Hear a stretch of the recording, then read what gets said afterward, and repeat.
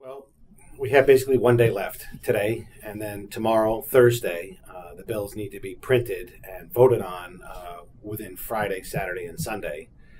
There's a lot on the line here for the state legislators. This is the first year of a pay increase for them. The compensation that they receive for their public service is on the line. We get into this final stretch here. I just wanted to take a minute and thank our members in particular. Charles H. Nesbitt as the president of NYSAC from Orleans County in Western New York, on the phone with this office every day, several times a day, talking about the concerns of counties, county officials from across the state weighing in directly with their members of the state Senate, the state assembly, and importantly, our governor. I think we made the case this year. Why certain policies didn't make sense, why certain policies made sense, and we put a lot of effort into having those policies either be defeated or succeed. After all, it is the same taxpayer, it is the same state, and it is the same government. And I think really that in the end of the day here, it will be because of the efforts of our members, the counties themselves, interacting with the politicians at the state level.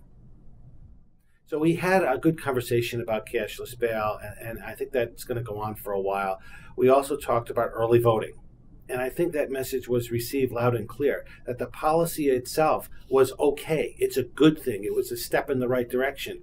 But the way that it was done without any state funding, that was the wrong way to do it, because it wouldn't have been implemented the way the state wanted it to be implemented.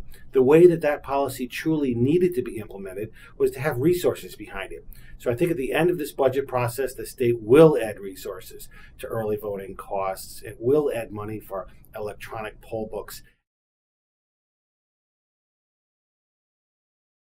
Well, the Aid and Incentives for Municipalities program, otherwise known as AIM, really is a revenue sharing program. This is a very historic 60, 70-year program where the state of New York is reinvesting in its communities, in towns, in villages, and in cities all across this state. What's forgotten is counties used to receive a direct AIM payment or a revenue sharing payment back in the 1990s, and that was eliminated. What's forgotten is New York City was eliminated from revenue sharing programs by the state. So I think that there was an effort here for a shift from the state to the counties to pick up some of this responsibility in making these payments. I think at the end of the day, hopefully that we can have that policy be reconsidered as we go through this budget process, working with our governor, working with the state legislature. I believe we've made the case why there's a better way of funding that program, and just really why it's important for municipalities, towns, and villages to have a direct relationship with the state of New York.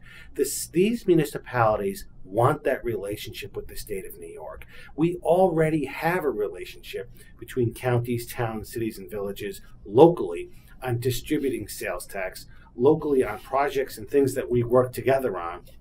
But it was important at the end of this process for towns and villages to have that direct relationship with the state itself.